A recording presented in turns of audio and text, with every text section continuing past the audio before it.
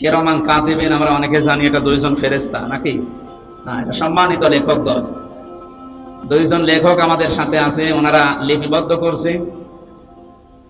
আপনার হায়াত পর্যন্ত যা হবে সব ওরা লিখে রাখবে। কিয়ামতের দিন 2 নাম্বার সাক্ষী, ইকরা কিতাবাকা কাফা বিনাফসিকা আল-ইয়াওমা আলাইকা হাসিবা।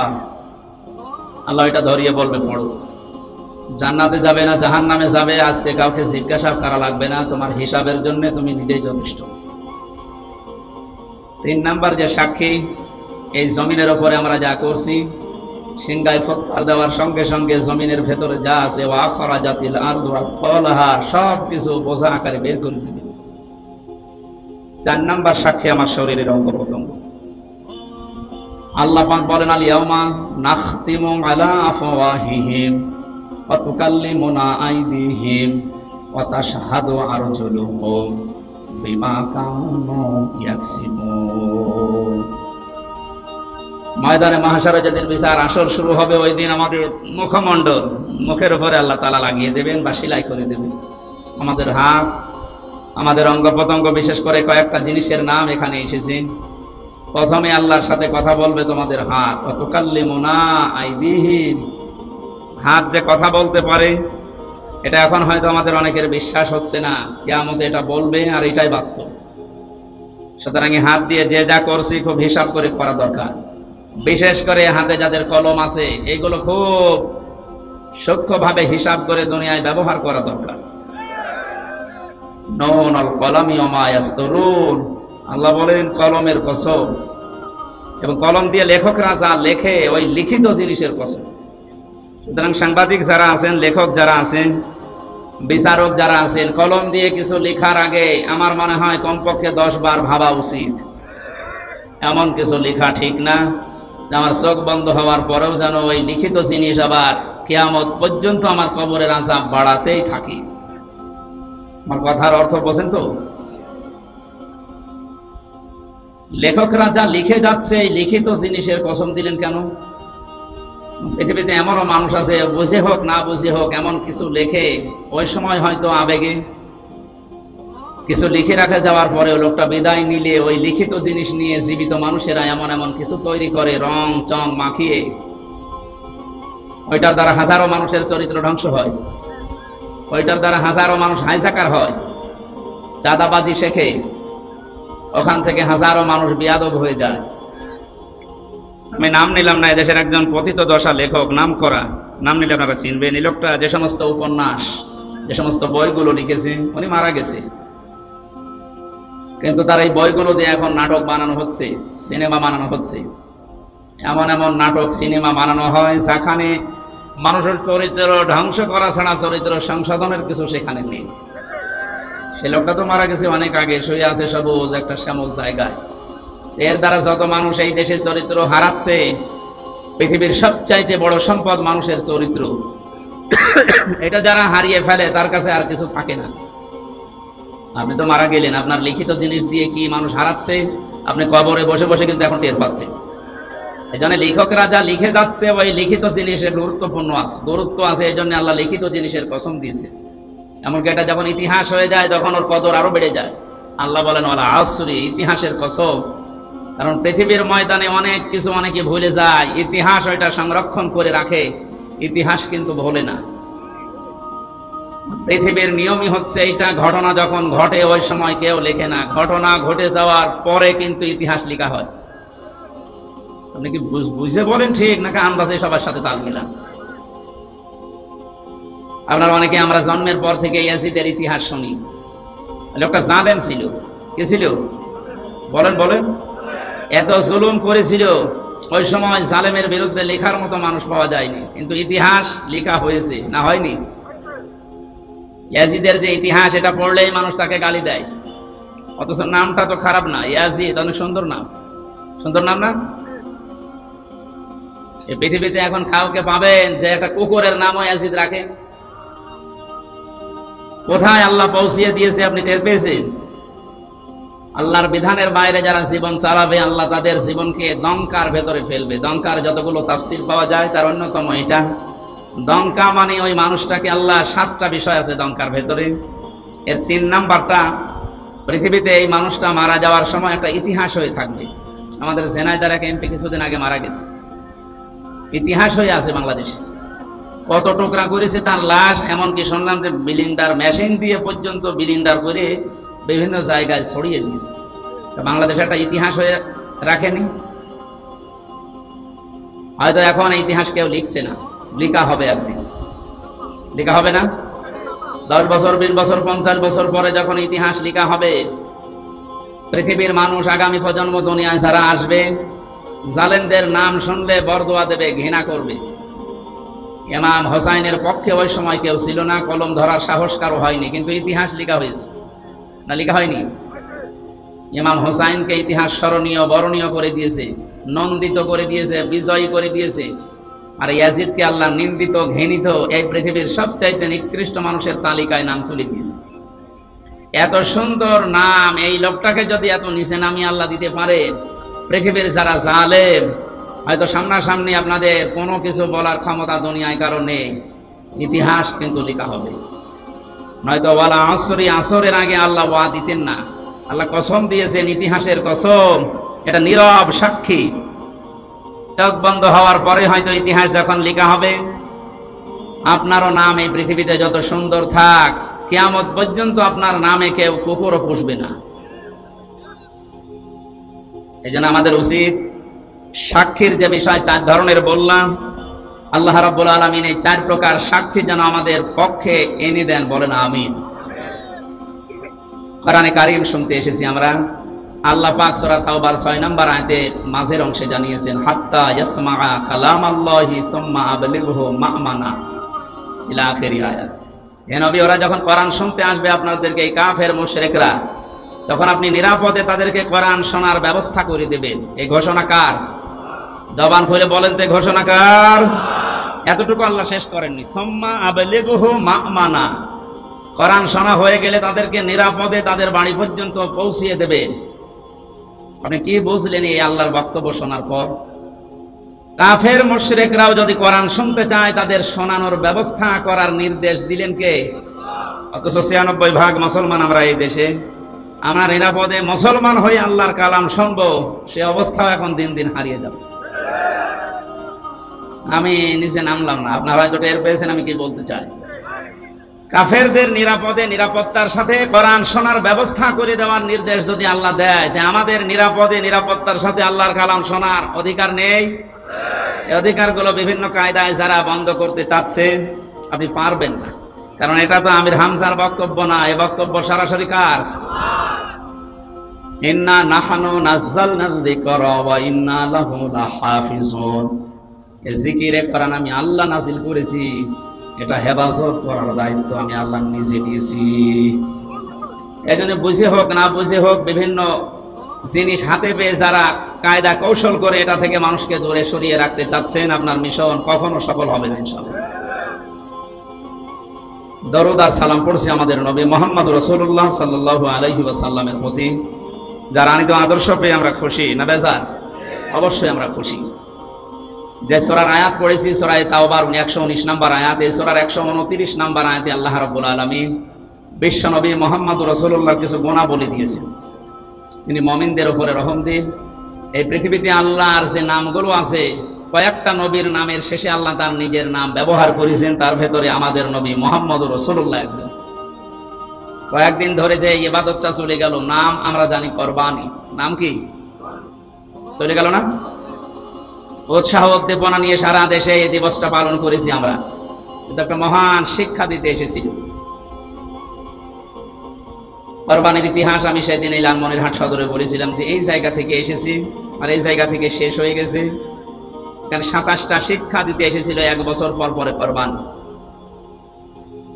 আল্লাহ রাব্বুল আলামিন তার নিজের যে নাম হালিম, যে নবীর নামের পরে দিয়েছেন, ফাবাশশারনাহু বিগুলামিন হালিম। জাতির পিতা হযরত ইব্রাহিম নবী আলাইহিস সালাম আল্লাহর কাছে দোয়া করেছিলেন 80 অথবা 99 বছর বয়সে, রব্বি হাবলি মিনাস সালিহিন, হে আল্লাহ তুমি আমাকে একটা নেককার সন্তান দান করো। আলেম যারা আছেন তাদেরকে খেয়াল করার জন্য বলছি, এখানে 2টা শিক্ষা আছে। আমাদের জাতির পিতা হযরত ইব্রাহিম আলাইহিস সালাম আল্লাহর কাছে দোয়া করেছিলেন কয় বছর? 80 বছর। কয় বছর? অন্য বর্ণনায় আছে 99 বছর পর্যন্ত। বিবাহের পর থেকে 99 বছর পর্যন্ত উনি দোয়া করেছেন, রব্বি হাবলি মিনাস সালিহিন, হে আল্লাহ আমাকে একটা নেককার সন্তান দান করো। আল্লাহ রাব্বুল আলামিন 99 বছর পরে জবাব দিয়েছিলেন, ফাবাশশারনাহু বিগুলামিন হালিম, হে ইব্রাহিম তোমাকে আমি একটা সন্তান দিয়েছি, শুধু সন্তান না, এটা গোলামিন হালিম, সহনশীল এবং ধৈর্যশীল। এটা ধৈর্যের পরীক্ষায় উত্তীর্ণ। আল্লাহ পাক বলেন গোলামিন হালিম। ইব্রাহিম নবী সঙ্গে সঙ্গে প্রশ্ন করেছিলেন, আল্লাহ আমাকে হালিম দিয়েছ, চাচা হালিম? কি হালিম? এমন হালিম দিয়েছে সন্তানটাকে, আসলেই কি হালিম? আমি এটা দেখতে চাই। 11 থেকে 13 বছরের ভেতরে আল্লাহ রাব্বুল আলামিন হযরত ইব্রাহিম নবীকে স্বপ্নে দেখিয়েছিলেন যে প্রিয় বস্তুকে কুরবানি করো। ফালাম্মা বালাগা মা'আহুস সা'য়া ক্বালা ইয়া বুনাইয়া ইন্নী আরা ফিল মানাম আন্নী আযবাহুকা ফানজুর মাযা তারা। সন্তানটা যখন নিজের সাথে চলাফেরা করতে শিখেছে, ছোট বয়সে এক মায়া থাকে। ছেলে আর মেয়ে যখন বাবার সাথে একটু চলাফেরা করা, তার হাতে পিঠে লাগা, একটু কাজে কামে সাহায্য করার বয়সে উপনীত হয়, আল্লাহ নিজে বলেন ওই সন্তানের প্রতি মার বাবার মহব্বত ভালোবাসা আরো বেড়ে যায়। জন্মের পরে আল্লাহ জবাই করার জন্য বললেন না কেন?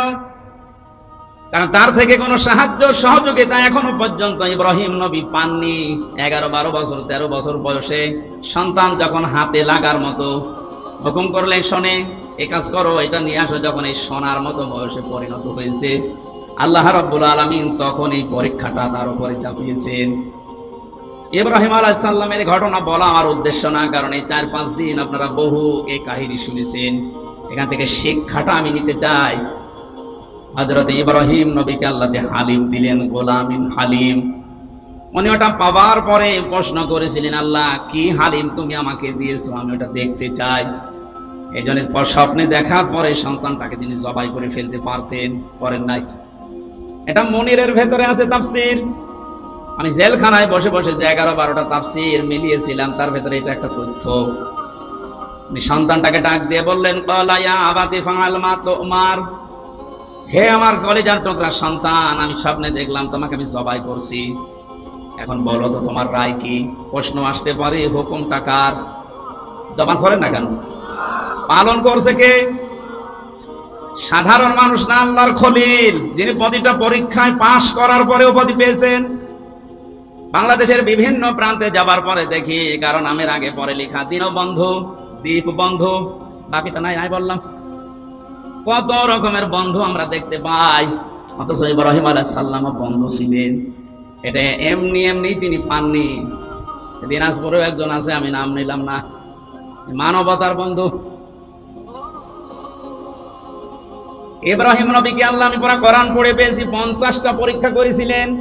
তার ঈমান সম্পর্কে 10টা, আমল সম্পর্কে 30টা, আর পুরা শরীরের ভেতরে 10টা। এই 50টা পরীক্ষা করার সর্বশেষ পরীক্ষায় তাকে বলেছিলেন খলিল। খলিল বলা হয় ওই বন্ধুকে যিনি আল্লাহর সন্তুষ্টির জন্য সব করতে পারেন। জোরে বলেন সুবহানাল্লাহ। হযরত ইব্রাহিম পরীক্ষা দিয়ে পাশ করে খলিল পেলেন। ডাক দিয়ে বলে, রব্বুল আলামিন তুমি আমাকে গোলামিন হালিম দিয়েছো, তোমার নামটা আমার সন্তানের নামের সাথে লাগিয়েছো, দেখি কেমন হালিম দিলে। এই যে পরীক্ষা, এই কারণেই তিনি সন্তানকে জিজ্ঞাসা করেছিলেন। অথচ বাকি 49টা পরীক্ষা আপনি তাফসীর দেখেন, কোন পরীক্ষার আগে কাউকে জিজ্ঞাসা করা, প্রশ্ন করা, এমনকি যেদিন এই ছোট সন্তানকে মরুভূমিতে রেখে আসে, বারবার স্ত্রী হাজেরা রাদিয়াল্লাহু তাআলা আনহা প্রশ্ন করেছিলেন, স্বামী আমাকে রেখে যাচ্ছেন নবজাতক সহ, এটাকে আপনার নিজের ইচ্ছা না আল্লাহর ইচ্ছা? ওই সময় কিন্তু বলেননি তিনি যে আল্লাহর ইচ্ছা বা আমার ইচ্ছা, শুধু আকাশের দিকে আঙ্গুল তুলেছিলেন। এর আগে যত 49টা পরীক্ষায় কোনো দিন তিনি আল্লাহর কাছে, কোন মানুষের কাছে পারমিশন নেওয়া দূরের কথা, জিজ্ঞাসাও করেননি। আল্লাহ বলেছেন আসলিম, তিনি বলেছেন আসলামতু লিরাব্বিল আলামিন। এই পরীক্ষাটা এসে তিনি জিজ্ঞাসা করলেন কেন? মুফাসসির বলেন হযরত ইব্রাহিম মনে মনে ভাবছিলেন আমি যে সন্তান চেয়েছি 1 বছর 2 বছর না 99 বছর। নবীদের কাছ থেকে উম্মতের শিক্ষা নেওয়া দরকার। তিনি যেহেতু আমাদের জাতির পিতা, আমরা যারা তার সন্তান হিসাবে নিজেকে দাবি করি, অবশ্যই আমাদের উচিত সন্তান হলে কোন পীর সাহেবের কাছে, মরা পীর, জিন্দা পীর, কবরের কাছে না যাওয়া। তিনি যেহেতু 99 বছর পর্যন্ত দোয়া করেছিলেন, আর আমাদের 2-4 বছরই মন ভেঙে যায়। সন্তানটা পাওয়ার পরে চিন্তা করছিলেন আল্লাহ আমাকে হালিম দিয়েছে, আমি আসলে পরীক্ষা করে দেখি কেমন গোলামিন হালিম। বললেন বাবা আমি স্বপ্নে দেখেছি তোমাকে জবাই করছি, এখন তোমার রায় বলো। ছোট মানুষ তো রায় একবারেই বলতে পারতেন, আপনি কি বাবা না কসাই? ছোটবেলায় রেগে এসেছিলেন, কোনোদিন খোঁজ খবর নিলেন না, 11 বছর বয়সে এখন এসে বলছেন যে তোমাকে জবাই করতে চাই, একটা কথা হলো? এমনকি অহংকার চলে আসবে নিজের ভেতরে, এমন কোন কথা মুখ দিয়ে বের করেননি। মাত্র 11 বছর বয়সে হযরত ইসমাঈল নবী আলাইহিস সালাম যে কথা তিনি জবাব দিয়েছিলেন বাবাকে, কিয়ামত পর্যন্ত উম্মতি মুহাম্মদের জন্য আল্লাহ অনুকরণীয় করে রেখে দিয়েছেন। হযরত ইসমাঈল ডাক দিয়ে বললেন সাতাজিদুনি ইনশাআল্লাহু মিনাস সাবিরিন। হে বাবা, যে আদেশ পেয়েছেন আপনি আদেশটা পালন করেন। আল্লাহ যদি চায় আপনি আমাকে ধৈর্যশীলদের মধ্যে পাবেন। শব্দের দিকে খেয়াল করেন, তিনি সাতাজিদুনি ইনশাআল্লাহু মিনাস সাবির বলেন নাই যে আমি মাত্র ধৈর্যশীল আল্লাহর বিধান পালনের ক্ষেত্রে, আমার মতো ধৈর্যের পরীক্ষা কেউ দিতে পারে না। এরকম কথা বললে হয়তো অহংকার চলে আসবে। নিজেকে অহংকার থেকে বাঁচিয়ে এমন একটা কথা জুড়েছেন যেটা আমার ভেতরে কোন রকমের অহংকার লেশ মাত্র না আসে। হযরত ইব্রাহিম নবী সাতাজিদুনি ইনশাআল্লাহ মিনাস সাবিরিন, এই দুইটা শব্দ শোনার পরে তিনি মনে মনে ভাবলেন যে আমার দোয়া যা করেছিলাম আর আল্লাহ যা জবাব দিয়েছেন হ্যাঁ ঠিক মতোই হচ্ছে। আল্লাহর বিধান মানতে গিয়ে দুইটা শব্দ বলেছে ইনশাআল্লাহ সাবিরিন। এখান থেকে শিক্ষা নেওয়া দরকার, পৃথিবীর কোন কাজ যদি আমরা আল্লাহর জন্য করি আমরা যেন অহংকার না করি। হযরত ইসমাঈল নবী আলাইহিস সালাম বাবাকে বললেন আপনি শুরু করেন যা স্বপ্নে দেখেছিলেন। তাফসিরে হাদিসে যে বিশাল কাহিনী আপনারা শোনেন জন্মের পর থেকে। হযরত ইসমাঈল নবীকে নিয়ে তার বাবা যখন জবাই দিচ্ছিলেন, ওই সময় আল্লাহ পাক তাকে ডাক দিয়েছিলেন ফালাম্মা আসলামা ওয়া তাল্লাহু লিল জাবিন। আমি আলেমদেরকে বলছি, আল্লাহ পাক আসলিম না দিয়ে আসলামা দিলেন কেন? আসলামা না দিয়ে আসলামা দিয়ে বচন দিয়েছেন এই কারণে, হযরত ইব্রাহিম নবী যদি আল্লাহর এই পরীক্ষায় পাশ করার জন্য বলতেন আমি জবাই করবই, ইসমাঈল নবী যদি বলতেন না আমি জবাই হব না, আল্লাহর বিধান পালন করা কারো জন্য হতো? বলেন বলেন। একজন দৌড় দিত আর একজন ছুরি নিয়ে তাড়া দিত। হযরত ইসমাঈল নবী যদি বলতেন আমি আল্লাহর এই বিধান পালন করতে রাজি আছি, ইসমাঈল নবী যদি পালন করার জন্য এগিয়ে আসতেন, ইব্রাহিম নবী যদি বলতেন না 99 বছর বয়সে একটা সন্তান পেয়েছি আমি জবাই করব না, আল্লাহর বিধান পালন করতে বাধ্য।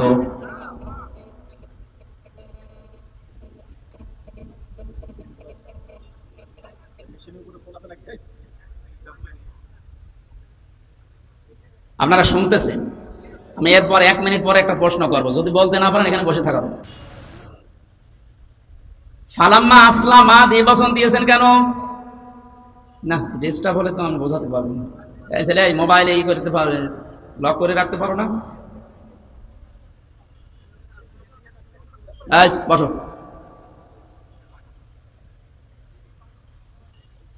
আমার ভাইরা, ফালাম্মা আসলামা দেওয়ার কারণ এইটাই, একটু খেয়াল করেন। এখানে এইটা বলার জন্য আমি 10-15 মিনিট ব্যয় করছি, এমনিতে না। আল্লাহ পাক বলেন আসলামা, টান দিলাম 1 বচন 2 বচন কি দিয়ে বচন দিয়েছি কেন জানো?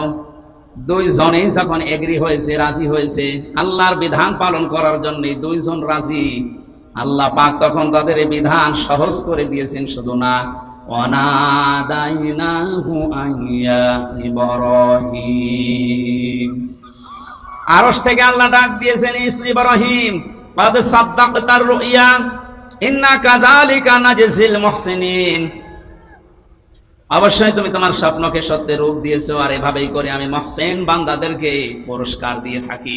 আল্লাহ মহসেন না দিয়ে মহসিনিন বহু বচন দিয়েছেন। শুধু এটা ওই সময়ের জন্য না, কিয়ামত পর্যন্ত দুইটা শিক্ষা এখানে বহন করে। এক নাম্বার আসলামা দেওয়ার শিক্ষা, দুই নাম্বার মহসিনিন দেওয়ার শিক্ষা। একটু খেয়াল করুন ভাই, আমাদেরকে আল্লাহ পাক জানাতে চেয়েছেন বাপ বেটা দুইজনে যখন রাজি, তখন যেমন আল্লাহর বিধান পালন করা তাদের জন্য সহজ হয়ে গেছে। এদেশের 18 কোটি জনগণ, আমরা 1628 জন মানুষ দায়িত্ব পালন করছে এই 18 কোটি মানুষের উপরে। এই 1628 জন যদি এখন এই বাংলাদেশে ইব্রাহিম নবী আলাইহিস সালামের ভূমিকায় অবতীর্ণ হতে পারে, 18 কোটি মানুষ যদি আমরা এখন ইসমাইল নবীর ভূমিকায় আসতে পারি, আল্লাহর কসম 41 সাল লাগবে না, 41 ঘন্টায় আল্লাহর বিধানে দেশে কায়েম হয়ে যাবে। আসলামা দেওয়ার প্রথম ব্যাখ্যা এটা। ঘটনা শুধু শুনিয়ে যাচ্ছি, এখন যদি এরপরের আয়াতগুলো একটা একটা করে শিক্ষামূলক বলি, আমার মনে হয় আপনারা কান্নাকাটি করবেন। কাঁদার দরকার নেই, এখানে শিক্ষাটা নেওয়া দরকার। যারাই আছে কারো ইশারায় না চলে জাতির পিতা ইব্রাহিম আলাইহিস সালামের ভূমিকায় আপনার অবতীর্ণ হবেন, এইটাই জাতি চাচ্ছে। আল্লাহর বিধান যখন যেটা সামনে আসবে, চিন্তা ভাবনা না করে একবারে আল্লাহর বিধান পালন করার জন্য অবতীর্ণ হবেন। আমরা যারা আছি 16 কোটি 18 কোটি জনগণ, আমরা ইসমাইল নবীর ভূমিকায় এগিয়ে আসবো ইনশাআল্লাহ।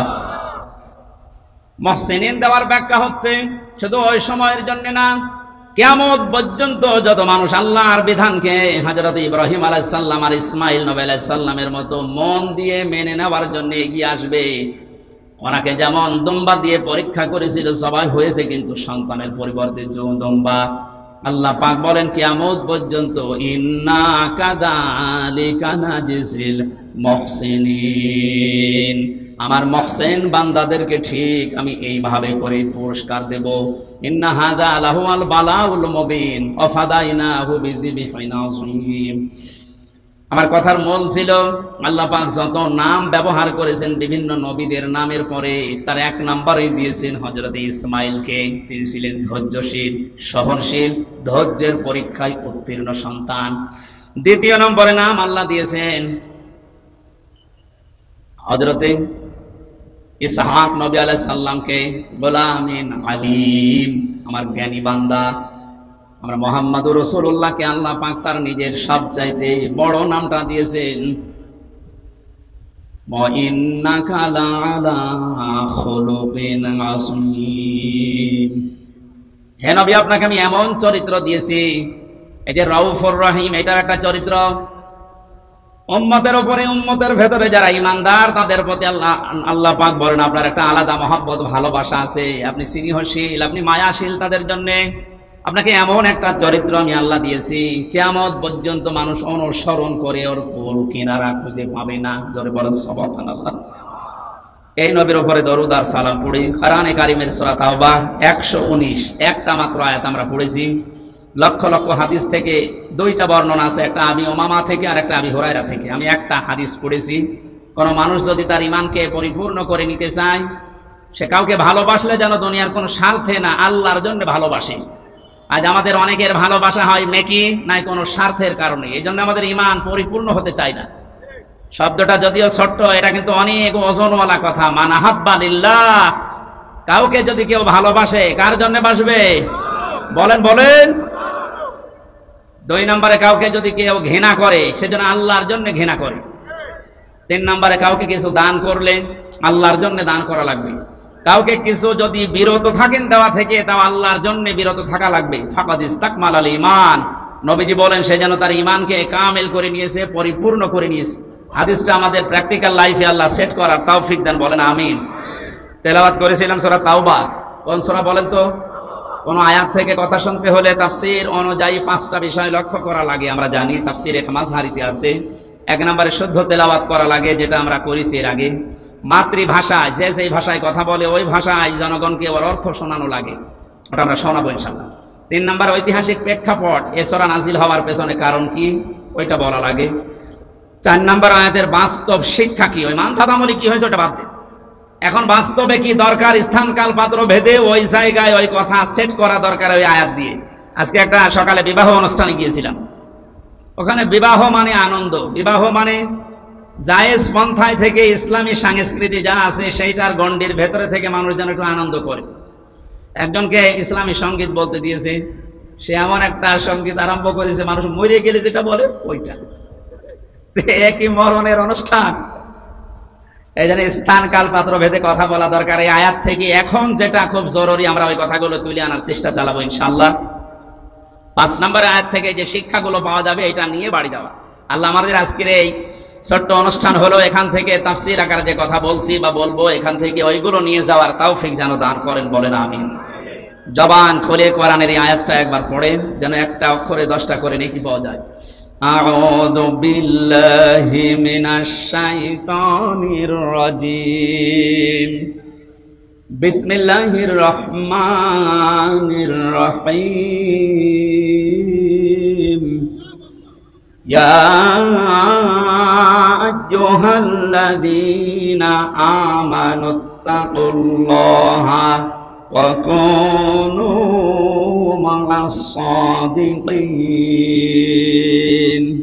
সাদাকাল্লাহুল আযীম। সূরা তাওবা। কোন সূরা বলেন তো? বলেন। ডাক দিয়েছেন আল্লাহ এখানে শুধুমাত্র ঈমানদারকে। তাহলে বেঈমান যারা আছে আয়াত তাদের জন্য না।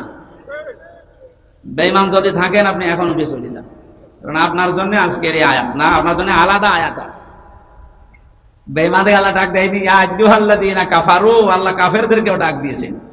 সুতরাং ওই আয়াত যেহেতু আজকে পড়ি নাই, ওইটা আপনাদের জন্য না। এখানে যারা বেঈমান আছে চলে যান। দেখেন তো কটা চলে যাচ্ছে, ওটা কি বেঈমান নাকি?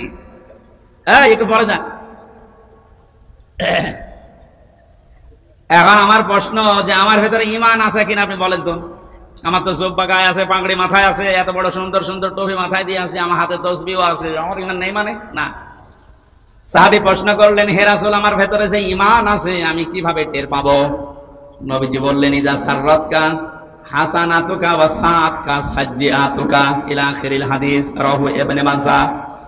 বিশ্ব নবী বলেন, উম্মত, হে আমার সাহাবী, তোমার ভালো কাজগুলো যখন তোমাকে আনন্দ দেবে, খুশি করবে, আর অন্যায় কাজগুলো যখন তোমাকে কষ্ট দেবে, তখন বুঝবে তোমার ভেতরে ঈমান আছে।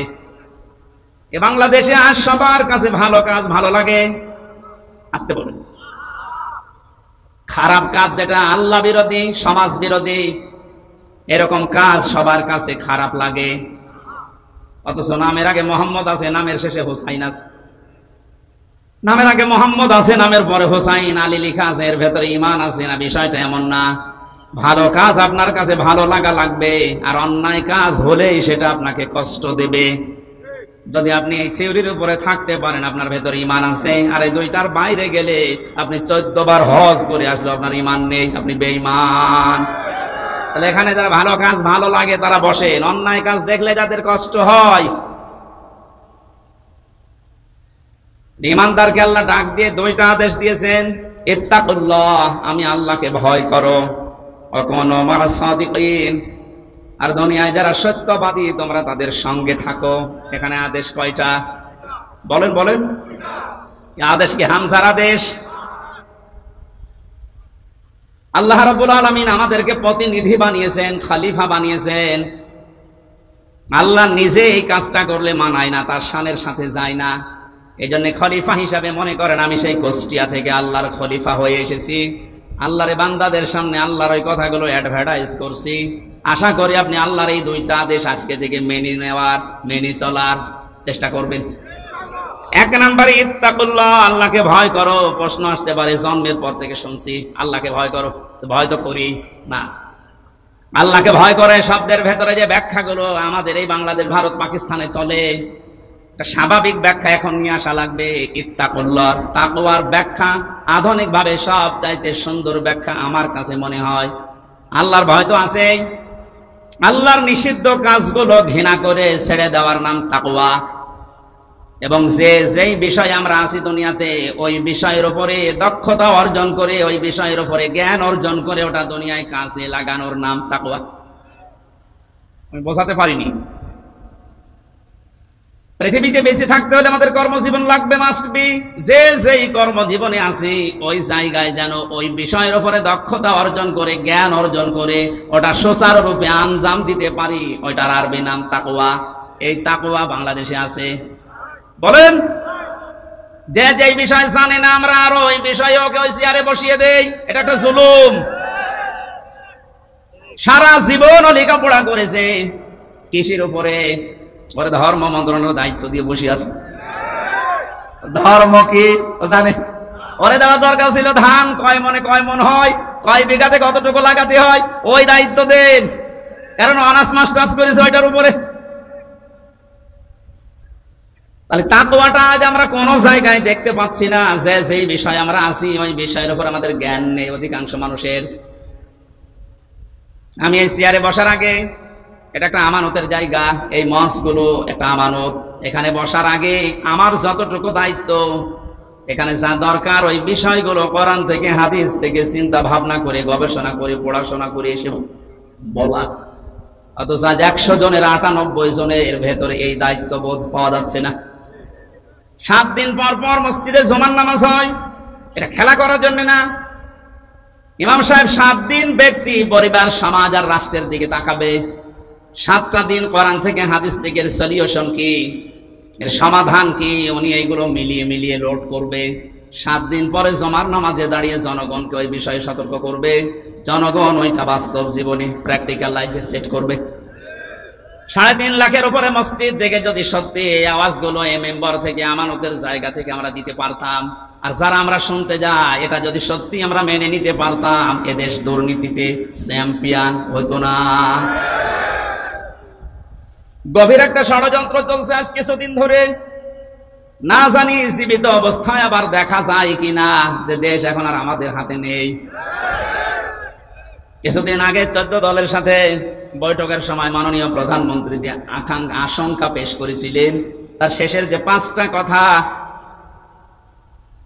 পার্বত্য চট্টগ্রাম অঞ্চলের কয়েকটা জেলা এবং মায়ানমার এবং ভারতের কিছু অংশ নিয়ে সাদা চামড়া যারা আছে, আমি নাম নিলাম না, এরা কিন্তু গোপন আন্দোলন চালিয়ে যাচ্ছে একটা স্বাধীন খ্রিস্টান রাষ্ট্র ঘোষণা দেওয়ার জন্য।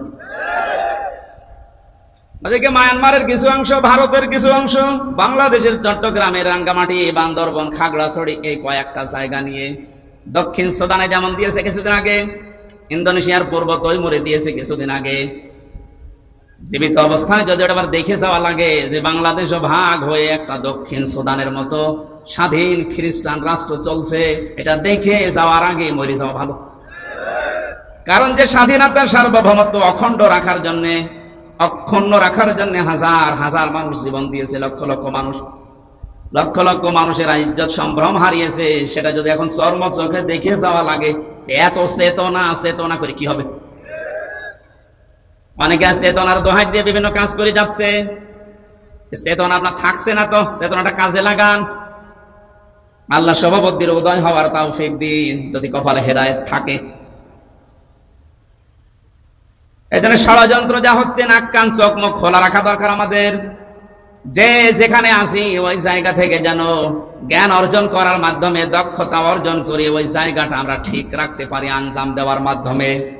আল্লাহ পাক বলেন তাকওয়া অর্জন করো। এখানে আমি 9টা বিষয় পেয়েছি। তাকওয়া অর্জন কিভাবে করতে হয়? আল্লাহর নিষিদ্ধ কাজগুলো ঘৃণা ভরে ছেড়ে দিতে হয়। যে যেই কাজে আসি ওই কাজের দক্ষতা অর্জন করে, জ্ঞান অর্জন করে ওইটা বাস্তবায়ন করতে হয়। এখন তাকওয়ার ফলাফল কি? তাফসিরে মাঝারিতে, তাফসিরে তাবারিতে এই 2টা জায়গায় পড়ে পেয়েছি। তাকওয়া যদি কেউ অর্জন করে, মহান আল্লাহ তাকে 12টা পুরস্কার দুনিয়া আখিরাত মিলে দান করেন। বলেন সুবহানাল্লাহ। দুনিয়ায় তাকওয়ার 1 নাম্বার ফলাফল, এ দুনিয়াতে এই লোকটা বিপদে মুসিবতে পড়লে এমন জায়গা থেকে আল্লাহ সাহায্য পাঠায়, ওই লোকটার ধারণাও ছিল না যে এখান থেকে সাহায্য আসতে পারে। সত্যি যদি আপনার তাকওয়া অর্জন হয়, এটা আপনি দেখতে পারবেন। 2010 সালে আমি বিশ্ববিদ্যালয়ে ভর্তি হয়েছিলাম। এর আগে যেখানে জুমার নামাজ পড়াতাম, আয়াতের বাস্তব প্রেক্ষাপট আমি নিজের জীবনে পেয়েছি। কোরআনে কারীম জানিয়েছে, ইয়া আইয়ুহার রাসূলু বাল্লিগ মা উনজিলা ইলাইকা মির রাব্বিক ওয়া ইল্লাম তাফআল ফামা বাল্লাগতা রিসালাতা ইলা আখির আয়াত। সূরা মায়েদার 67 নম্বর আয়াতে আল্লাহ রাসূলকে ডাক দিয়েছেন, হে রাসূল, আপনি তাবলীগ করেন, প্রচার করেন, পৌঁছিয়ে দেন। কি তাবলীগ করবেন, কি প্রচার করবেন? মা উনজিলা ইলাইকা মির রাব্বিক, আপনার রব আপনাকে যেটা দিয়েছে তার নাম কি? কোরআন। বলেন বলেন। তাহলে তাবলীগ এই শব্দটা কোরআনে কারিমে আল্লাহ ব্যবহার করেছেন আমর হিসাবে, আল্লাহর আদেশ, আল্লাহর আমর, তার বান্দাদের জন্য মেনে নেওয়া নফল না ফরজ? তাহলে তাবলীগ করা কি? বলেন বলেন, আপনি ভুল বুঝবেন না। তাবলীগ করা ফরজ। কিসের তাবলীগ? মা উনজিলা ইলাইকা মির রাব্বিক, আপনার রব আপনার উপরে যেটা নাজিল করেছে এই আয়াত অনুযায়ী ফতোয়া বের হয়, পৃথিবীতে তাবলীগ হবে কোরআনের। আল্লাহ পাক বলেন আমি ভালোভাবে জানি কোরআনের তাবলীগ যদি আপনি করতে চান আপনার উপরে বিপদ আপদ মুসিবত আসবে। আল্লাহু ইয়াসিমুকা মিনান নাস, ইয়াসিমু এটা মোসারে, বর্তমান ভবিষ্যৎ, প্রেজেন্ট ফিউচার। শুধু বিশ্ব নবীকে আল্লাহ এক আদেশ দেননি, হে নবী কিয়ামত পর্যন্ত এই আয়াতটা কোরআনে থাকবে না থাকবে না? সত্যি যদি কোরআনে কারীম আমি আল্লাহর কালাম, এটা তাবলীগ করা ফরজ, এই বিশ্বাস নিয়ে মানুষ যদি তাবলীগ করতে চায়, প্রচার করতে শুরু করে, বিপদ আপদ মুসিবত আসবে, আমি আল্লাহ নিজে আপনাকে বাঁচাচ্ছি, তাদেরকেও বাঁচাবো। এদের উপরে পরিপূর্ণ বিশ্বাস নিয়ে যখন ওই ছোট বয়সে, কয় বছরে বয়স ছিল তখন? কেবল ইন্টার শেষ করে বিশ্ববিদ্যালয়ে গেছি, খুব বেশি হলো 19-20 বছর হবে। এই 20 বছর বয়স থেকে আমি দেখেছি কোরআনে কারিমের সঠিক তাবলীগ করার কারণে, যদি ওই সময় আমাকে পুলিশ ধরেছিল, হাজতে নিয়েছিল, জেলে গিয়েছিলাম, আল্লাহ এমন ভাবে বাঁচিয়েছে, আমারও বিশ্বাস হয়নি যে এভাবে বাঁচা যায়। এটা আল্লাহর কোরআনের উপরে বিশ্বাস অগাধ এনে, ওই যে বলছিলাম দুনিয়াতে যে যেই কাজে আছেন ওই বিষয়ের উপরে জ্ঞান অর্জন করে দক্ষতা নিয়ে এগিয়ে যাওয়ার সামনে এ তাকওয়া যদি তৈরি হয়, প্রথম আল্লাহ ফলাফল দেবেন। বিপদে পড়লে এমন জায়গা থেকে সাহায্য আসবে যেটা চিন্তার বাইরে। জোরে বলেন সুবহানাল্লাহ। আমি 9টা বলতে পারলাম না, এগুলো আছে। আমার মূল বিষয় কোনও মা'আস সাদিকিন, আল্লাহর আদেশ তোমরা সত্যবাদী যারা আছে তাদের সঙ্গে থাকো। এই আদেশ কার? আরো জোরে বলেন। এই আয়াতটা নিয়ে আজ সবচাইতে বেশি ভেজাল বাংলাদেশের, ভারতে। আপনি যত দরবারে যাবেন সেখানে আয়াতটা আগে পাবেন। তারা বলবে আল্লাহকে ভয় করা, সত্যবাদীদের সাথে থাকো। সত্যবাদী মানে পীর সাহেব। অথচ সাদিকিন, সত্যবাদী কারা? এই কথা বলবে কে বলেন তো? বলেন বলেন। হামজা যদি বলে অমকে সত্যবাদী, অমক দল সত্যবাদী হবে? কোরআনে কারিমে আল্লাহ আয়াতের ব্যাখ্যা সূরা বাকারার 177 নম্বর আয়াতে দিয়েছেন যে 10টা গুণ যাদের ভেতরে পাওয়া যাবে, আমি আল্লাহর ভাষায় উলাইকাল্লাযীনা সাদাকু ওয়া উলাইকা হুমুল মুত্তাকুন, এই মানুষগুলো হচ্ছে আমি আল্লাহর ভাষায় ঈমানের দাবিতে সত্যবাদী, আর এরা তাকওয়াবান, এরা মুত্তাকি। তোমরা যদি সঙ্গী সাথী থাকতে চাও, এই 10টা গুণ যাদের ভেতরে আছে তাদের সাথে থাকো। এটা রেকর্ড হচ্ছে সারা পৃথিবীতে, কালকেই ছড়াবে। আমার সামনে এখন 750 কোটির উপরে বেশি মানুষ মনে করেন বসে আছে। আমি নিজের ঈমান থেকে দায়িত্ববোধ নিয়ে কথা বলছি। আল্লাহ যাদের সাথে থাকতে বলেছেন তাদের পরিচয় যদি এখন এই আয়াতের সাথে মিলে যায়, অবশ্যই যাদের সাথে থাকা আপনার জন্য ফরজ। কোরআনে কারীম আদেশ দিচ্ছে, এবার আপনি মিলান। লাইসাল বিররু আন তুওয়াল্লু ওয়াজুহাকুম কিবালাল মাশরিকি ওয়াল মাগরিবি ওয়ালাকিন্নাল বিররা মান আমানা বিল্লাহ। আল্লাহ পাক বলেন শুধু পূর্ব দিকে আর পশ্চিম দিকে মুখ ঘুরিয়ে নামাজ পড়লে সওয়াব হবে। কে বলেছে তোমাদেরকে? শুধু মুখ ঘুরিয়ে নামাজ পড়লেই মনে করছো না আমার সওয়াব এত বেশি হয়ে গেছে, জান্নাত আমার জন্য যথেষ্ট? কখনোই না। ওয়ালাকিন্নাল বিররা মান আমানা বিল্লাহ, আরে আসল নেকির কাছেই দুনিয়াতে আল্লাহর উপরে বিশ্বাস করা। কার উপরে? এখন আল্লাহর উপরে বিশ্বাস কি? এখন বলেন যে জন্মের পর থেকে যে শব্দ শুনছি আল্লাহর উপরে ঈমান আনা, বিশ্বাস করা। কোন মানুষ যদি রংপুরবাসী ভালো করে খেয়াল করেন, কোন মানুষ যদি বলে আল্লাহর উপরে আমি বিশ্বাস করেছি, তার ভেতরে কমপক্ষে 4টা জিনিস পাওয়া যাবে, মাস্ট বি। ওই যে ছোটবেলায় কায়দা পড়েছিলাম, মাওলানারা পড়িয়েছিল, আমানতু বিল্লাহি কামা হুয়া বিআসমাইহি ওয়া সিফাতিহি ওয়া ক্বাবিলতু জামিআ আহকামিহি ওয়া আরকানিহি। এখানে গুরুত্বপূর্ণ 4টা বিষয় আছে। আপনাকে বলা লাগবে যে আমি এমন আল্লাহর উপরে ঈমান এনেছি যার অস্তিত্ব আছে, যার নাম আছে, যার নামের গুণাগুণ আছে। শুধু নাম নিয়েই বসে নেই, এই প্রতিটি নামের কার্যকারিতা আছে। আর ওই কার্যকর ভূমিকাগুলো আমি 100% বিশ্বাস করি। তাহলে আমার ভেতর থেকে এই পৃথিবীর সব ভয় আমার আল্লাহ আস্তে আস্তে দূর করে দেবে। এটা বিআসমাইহি ওয়া সিফাতিহি, আমি এমন আল্লাহর উপরে ঈমান এনেছি, বিশ্বাস করেছি যার শুধু নাম আছে তা না, নামের গুণাগুণ আছে, কার্যকর করার ক্ষমতা আছে। আল্লাহর নাম আছে রাজ্জাক, নাম কি? আরো জোরে বলেন। এই নামটা নিয়ে শুধু তিনি বসে নেই, এই নামের গুণাগুণ আপনি পৃথিবীর দিকে তাকান, এই নামটা নিয়েছে এই কারণে পৃথিবীতে কেউ না খেয়ে মারা যায় না। পৃথিবীর কোন সৃষ্টি আজ পর্যন্ত না খেয়ে মরে গেছে আমরা ইতিহাস এরকম পাইনি। কারণ এই দায়িত্বটা দুনিয়ার মানুষের না, এই দায়িত্ব সরাসরি কার? যার ভেতরে এই বিশ্বাসটা 100% ঢুকবে, সে রিস্কের জন্য কোনোদিন কারো কাছে শিরিক করবে না। আর অন্য ধর্মের লোকেরা হাজারো এই শব্দটা শিরিকের জায়গায় নিয়ে গেছে। আল্লাহ যে রাজ্জাক, এই বিশ্বাসটা না করে ফসলে বরকত দেওয়ার মালিক দুর্গা, এ কথা বলে তারা দুর্গাকে বিশ্বাস করে যে দুর্গা আমাদের ফসলে বরকত দেয়। অনেক মুসলমান পর্যন্ত তাদের কথার সাথে সুর মিলিয়ে বলে ফেলে মা দুর্গা গজে চড়ে এসেছিল, এই জন্য ফসলের বরকত এবার বেশি হয়েছে। রিজকের মালিক কে বলেন তো? রাজ্জাক নামটা খেলা করার জন্য নিয়েছে। হযরতে সুলাইমান নবী আলাইহিস সালাম একবারে দায়িত্ব নিতে চেয়েছিলেন এক বেলার জন্য। আল্লাহ পাক বলেছিলেন তুমি পারবে না, কারণ রাজ্জাক দুনিয়ার কারো নাম না, রাজ্জাক কার নাম? আরো জোরে বলেন।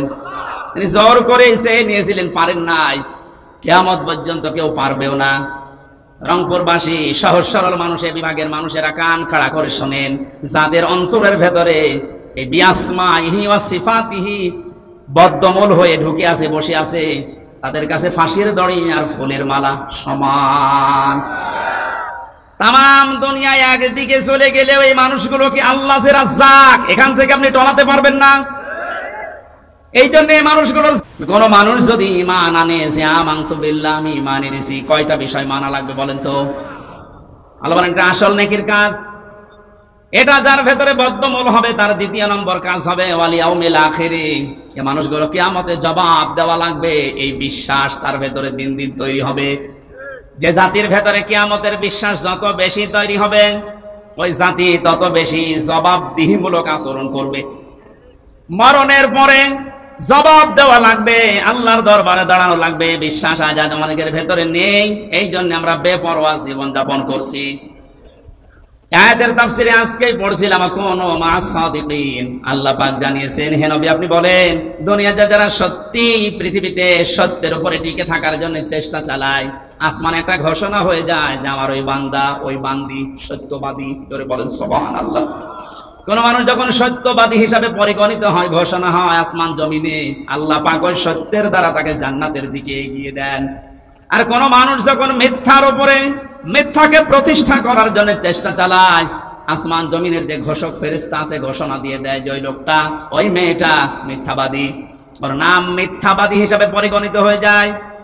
ওই মানুষটা মরণের আগে আর ঈমান পায় না, ও বেঈমান হয়ে মারা যায়। কারণ মিথ্যা এই পৃথিবীর সব পাপের মূল। আয়াত থেকে আপনি কি বুঝলেন? মিথ্যাকে আজ যারা জানা শোনার পরে প্রতিষ্ঠিত করতে চান, কায়েম করতে চান, দাঁড় করিয়ে রাখতে চান, হয়তো আপনি আরো 50 বছর এই দুনিয়ায় টিকে থাকতে পারবেন, কিন্তু মরণের সময় আপনি ঈমান পাবেন না, বেঈমান হয়ে মরবেন। মিথ্যা সব সময় নিয়ে যায় জাহান্নামের পথ দেখাতে। আল্লাহ এই শব্দটা সহজ ভাবে আমাদের দুই দলকে, সত্য এবং মিথ্যার উপরে যারা আছি, এই দুই দলকে এই শব্দটা সহজ ভাবে বোঝার তৌফিক দেন। বলেন আমিন। আপনাদের আমিন শুনে বোঝা যাচ্ছে যেটা আপনি মানবেন না। কিয়ামতের বিশ্বাস যে জাতির ভেতরে যত বদ্ধমূল ভাবে বসে যাবে, ওই জাতির কাছে জবাবদিহিমূলক আচরণ পাওয়া যাবে। এইটা তৈরি করার জন্য আজ বাংলাদেশে জনগণের সামনে কোরআন দিয়ে আমরা কথা বলতে চাই। আপনার কাজ ছিল এইটা, ওই কাজ আমরা করে দিচ্ছি, আমাদের আরো বাহবা দেওয়া দরকার। কিন্তু অনেক জালেম আছে আমাদের কাজে বাধা দেয় আর বন্ধ করে দেয়। ওয়াল ইয়াউমিল আখির পর্যন্ত আল্লাহ শেষ করেননি। এই শব্দটার ভেতরে এত কিছু লুকিয়ে পেয়েছি আমি। কোন মানুষ যদি সত্যিই বলে আল্লাহ কিয়ামতে আমার জবাব দেওয়া লাগবে, এটা আমি বিশ্বাস করি, দেখবেন ওর জীবন ওই দিন থেকে আস্তে আস্তে পরিবর্তন হয়ে যাচ্ছে। ওর চলাফেরা, ওর কথাবার্তা, ওর লেনদেন, ওর আচার আচরণ সব পাল্টিয়ে গেছে। খলিফাতুল মুসলিমিন হযরত ওমর, হাদিসটা যদিও দুর্বল, আমি শিক্ষার জন্য বলছি, ইন্তেকালের 12 বছর পর তার সন্তান আব্দুল্লাহর সাথে দেখা হয়েছিল স্বপ্নে। হযরতে আব্দুল্লাহ বলেন, বাবা কোথায় ছিলেন এতদিন? খলিফাতুল মুসলিমিন হযরত ওমর বলে, বাবারে আজ 12টা বছর আমি দুনিয়ার জীবন ছেড়েছি, আমি আল্লাহর দরবারে হিসাব দিচ্ছিলাম। শেষ পর্যন্ত মহান আল্লাহ আমাকে বলেছে, ও মা তোমারে মাফ করে দিলাম। 12 বছর পরে এখন আমি আল্লাহর মাপের ঘোষণা পেয়ে জান্নাতের নহর থেকে গোসল করে জান্নাতের কাপড় পরে আমি জান্নাতে যাচ্ছি। ও রংপুরবাসী, আকাশের তারকার চাইতে হযরত ওমরের নেকির কাজ দুনিয়ায় বেশি ছিল। রাস্তা দিয়ে গেলে শয়তান পর্যন্ত ভয় পেত ওই রাস্তায় যেতে। নবীর পরে যদি কেউ নবী হওয়ার যোগ্যতা অর্জন করতো, হযরত ওমর নবী হয়ে যেত। জান্নাতের সার্টিফিকেট জিন্দা অবস্থায় যে পেয়েছিল যারা, তার ভেতর উনি 2 নাম্বার। এই পর্যায়ের মানুষ, মানে যদি 12 বছর লাগে তারপর আল্লাহ বলেন আমি মাফ করে দিয়েছি। বলেন তো আপনি নিজের দিকে তাকিয়ে যে আপনার কয় বছর লাগবে? আমি মাঝে মাঝে একা যখন থাকি আমার মাঝে মাঝেই মনে হয়, আল্লাহ তুমি যদি আমার এখনই বলো হামসা তোরে আমি 2024 সালের জুন মাসের 1 তারিখ পর্যন্ত মাফ করে দিলাম, যা শুধু জুন মাসের 2 থেকে এই 24 এই 23টা দিনের হিসাব দিয়ে তুই জান্নাতে চলে যা। আমার যে জীবনের স্টাইল, আমার মনে হয় 24 দিনের হিসাবও আমার দেওয়া সম্ভব না। আপনারা পারবেন না? আপনাদের গলার ভাব দেখে বোঝাচ্ছে পারবেন।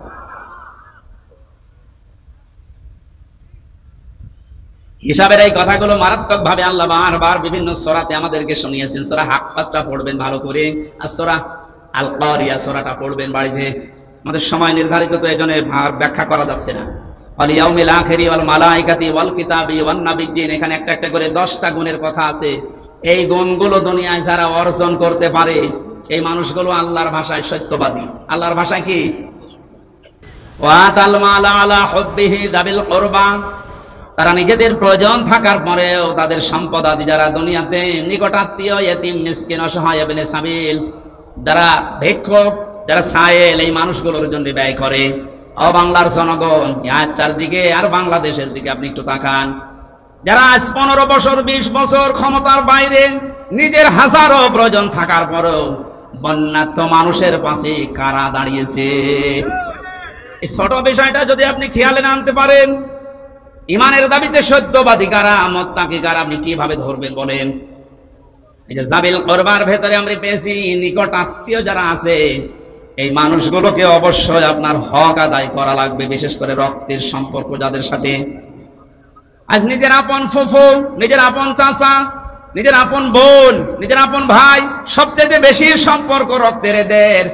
আজ হাজারো নামাজি, রোজাদার, হাসি মানুষও দেখতে পায়, এদের সাথে সম্পর্ক ভালো না যত সম্পর্ক ধর্ম আত্মীয়র সাথে। যারা আজ নিজের আত্মীয় স্বজনকে ধোঁকা দেন, তাদের যে সম্পদগুলো দেওয়া দরকার ওগুলো ফাঁকি দেন। জমি জায়গা, বোনকে ফাঁকি দিয়েছেন, ফুফুকে, চাচাকে। আপনি লিখে নিতে পারেন জাহান্নামের একটা টিকিট আপনি বুক করে ফেলেছেন। অথচ এখানে হাজারো মানুষ এমন আছে হজ করে এসেছে বোনের জমি ফাঁকি দিয়ে। বলেন নাউজুবিল্লাহ। নিজের বোনের যে সম্পদ আছে, তার যে হক আছে ভাইয়ের প্রতি, আজ হাজারো পরিবারে আমি সহ অনেকেই মানতে পারছি না। এর পেছনে সেই কয়জন দায়ী আছে, তার অন্যতম দায়ী আপনার বউ।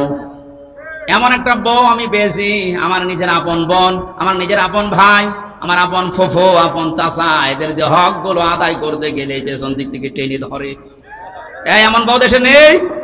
আর এই বউকে বারবার পেছন দরজা দিয়ে শিক্ষা দেয় ওর মা। এই জন্য মেয়েরা যারা এসেছেন, বিয়ের পরে যদি আপনি মায়ের পরামর্শ মতো, বুদ্ধি মতো চলেন, বেশি দিন সংসারে টিকতে পারবেন না, দেখবেন ডিভোর্স হয়ে গেছে। কোন স্ত্রী যদি চায় যে আমার আবু জর বেশি দিন বেঁচে থাক, আমার আবু জর দুনিয়াতে বেশি দিন হায়াত পাক, তার সংসার, তার সন্তানাদি, তার সম্পদাদি, তার সম্মান দুনিয়ায় আরো বেড়ে যাক, তিরমিজি শরীফের হাদিস, আল্লাহর নবী বলেন সেই বউ যেন তার স্বামীকে বারবার বলে, স্বামী তুমি আর যাই করো, রক্তের সম্পর্ক যাদের সাথে আছে এইগুলো অটুট রাখো। কিন্তু আজ এদের কারণে এই জাবিল কুরবাটা আমরা করতে পারি না। তার মানে যে স্ত্রীর জন্য, যে স্ত্রীর মার কারণে আমার নিজের রক্তের সম্পর্ক ঠিক রাখা যায় না, ওই স্ত্রী চায় যে আমার আবু জর তাড়াতাড়ি মরি যাক। কথা বলছেন এটা? আমি সহ যারা আছি ঝামেলায়, আল্লাহ আমাদেরকে ঝামেলা কাটিয়ে ওঠার এবং এই আয়াতের উপরে আমল করার তৌফিক দেন। বলেন আমিন। সম্মানিত মা বোনেরা, কথাটা শুনতে যদিও আপনার কাছে খারাপ লাগছে, এইটাই বাস্তব। আমি নিজে একজনের জামাই, আমি নিজে আমার ইমান থেকে বলছি, আমি আমার শ্বশুর শাশুড়িকে, এখানে যত জামাই আছে প্রত্যেকটা জামাই আমরা যেভাবে শ্বশুর শাশুড়িকে মা বাবা মনে করে দেখি, আমাদের বউগুলো যদি তারা নিজেদের শ্বশুর আর শাশুড়িকে নিজের মা বাবার মতো মনে করে দেখতো, কোনো সংসার আলাদা হতো না। আপনার শ্বশুরের পা টিপে দেওয়া লাগবে, শাশুড়ির মাথা ধরে বসে থাকা লাগবে, পা ধরে না, আমি এটা বলছি না। আপনাকে দিয়ে আপনার স্বামী যেন আরো উদ্বুদ্ধ হয় যে আপনার জাবিল করবা, নিকট আত্মীয়র ভেতরে তার মা, তার বাবা, তার বোন, তার ভাই, তাদের উপরে হক আছে 7টা। এই 7টা হক যেন আপনার স্বামী আদায় করে, আপনার উদ্বুদ্ধ করবেন। বাস্তবতায় আমরা দেখি আপনাদের কারণে আজ আমরা অনেকেই এই হাদিসটা, এই আয়াতটা মানতে পারছি না।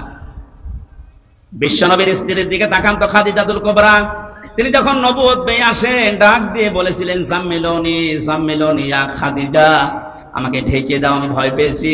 হযরতে খাদিজা ওই দিন 6টা কথা বলেছিলেন।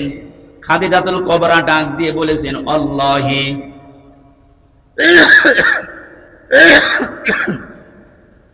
কাল্লা লা ইউখজিকাল্লাহু আবাদান। এই শব্দের ভেতরে খাদিজাতুল কুবরা আল্লাহর নামই উচ্চারণ করেছেন 2 বার, অথচ তিনি অতক্ষণ পর্যন্ত ঈমান আনেননি। তিনি বলছেন, আল্লাহর কসম, কখনোই না, আল্লাহ আপনাকে অপমান করতে পারেন না, করবেনও না, কারণ আপনি 6টা কাজ দুনিয়ায় করেন। 1 নম্বর, এই দুনিয়াতে রক্তের সম্পর্ক যাদের সাথে আছে এইগুলো আপনি ঠিক রাখেন। খাদিজাতুল কুবরা যদি সাহায্য না করতেন, বিশ্ব নবীর নিকট আত্মীয় রক্তের সম্পর্কগুলো ঠিক রাখতে পারতেন না। নবীজি করেছিলেন, খাদিজাতুল কুবরা সার্টিফিকেট দিয়েছেন। এখান থেকে মাসলা বের হয়, পৃথিবীর ময়দানে যারা রক্তের সম্পর্কগুলো ঠিক রাখবে, এই মানুষগুলোকে জিন ভূত এগুলোতে ভয় দেখাবে না। আমি আবার বলছি, দুনিয়াতে যারা রক্তের সম্পর্কগুলো অটুট রাখবে, ঠিক রাখবে, এই জিন ভূত পরী এগুলোর ভয় আল্লাহ তাদের থেকে দূরে সরিয়ে রাখবে। খাদিজাতুল কুবরা নবীকে বলেছিলেন, আপনি ভয় পাবেন না, কোন দুষ্ট জিন পরী ভূত যাই বলেন এগুলো আপনাকে ভয় দেখাতে পারে না, কারণ আপনি রক্তের সম্পর্কগুলো ঠিক রাখেন। আজ আমাদের দুনিয়াতে এগুলো সব আস্তে আস্তে উঠে যাচ্ছে, আর এইগুলোর ভয় আমাদের ভেতরে এগুলো বদ্ধমূল হচ্ছে। অনেক বড় বড় অফিসার পর্যন্ত তাল গাছের ভেতরে কি যেন নড়িয়ে উঠেছে, ভয়তে এসে বলছে, হুজুর ফু দিয়ে দেন। কেন? তাল গাছের ভেতরে কি যেন নড়ে উঠলো। তাল গাছের ভেতরে কি নড়ে ওইটা দেখে তোমার ভয় লেগেছে, লাগবেই তো, কারণ তোমার তো রক্তের সম্পর্ক ঠিক নেই, ভাইয়ের সাথে ভাইয়ের সম্পর্ক আজ ঠিক নেই। শুধুমাত্র 1 বিঘত জমি ভাগ করা নিয়ে ভাইকে হত্যা পর্যন্ত করছে এমন মানুষ দেশে আছে। এখনই চোখ বন্ধ হয়ে গেলে 1 বিঘা না, 1 বিঘত না, 1 হাত না, 1 বিঘা না, 10 বিঘা জমি আপনার সাথে যাবে। এজন্য খেয়াল করে রক্তের সম্পর্ক হলো একটু ছাড় দিয়ে হলো আমাদের ঠিক রাখা দরকার। আমি সহ যারা এসেছি, আল্লাহ তুমি আমাদেরকে রক্তের সম্পর্ক অটুট করার তৌফিক দাও, আর এগুলোর যারা বাধা, এই বাধাগুলোকে তুমি দূর করে দাও, বলেন আমিন। ওয়াতাল মালা আলা হুব্বিহি যাবিল কুরবা ওয়াল ইয়াতামা ওয়াল মাসাকিন ওয়া ইবনাস সাবিল ওয়াস-সাইলিনা ওয়া ফির রিকাব ওয়া আকামাস সালাতা ওয়া আতাজ যাকাত। দুনিয়াতে যারা নামাজ কায়েম করে, নামাজ কায়েমের আন্দোলন করে, সম্পদ থাকলে যারা যাকাত দিয়ে দেয়, ওয়াল মাউফুনা বিআহদিহিম ইযা আহাদু ওয়াস-সাবিরিনা ফিল বাসাই ওয়াদ-দাররাই ওয়া হিনাল বাআস। আল্লাহ পাক বলেন, যারা ওয়াদা করলে ঠিক রাখে, আর যারা বিপদে আপদে মুসিবতে দুঃখ কষ্টে যারা ধৈর্য ধারণ করে। আমার তো ইমানের দৃষ্টিতে লক্ষ্য করলে দেখি এই 10টা গুণ এই বাংলাদেশে অনেকের ভেতরেই নেই। আমি একটা জরিপ পেয়েছিলাম, এই 10টা গুণ এই দেশের 100 জনের মাত্র 15 জনের ভেতরে পাওয়া যায়। যতদিন পর্যন্ত 10টা গুণ 100 জনের 50 জনের ভেতরে তৈরি না হবে, ততদিন দেশে ইসলাম কায়েম করে টিকিয়ে রাখা সম্ভব না। আল্লাহ আমাদেরকে 15 জন থেকে 50 জন পর্যন্ত উত্তীর্ণ হওয়ার তৌফিক দিন। সত্যবাদী যারা আল্লাহর ভাষায় এই 10টা গুণ যারা অর্জন করছে, তাদের সাথে থাকার তৌফিক দেন, আমিন।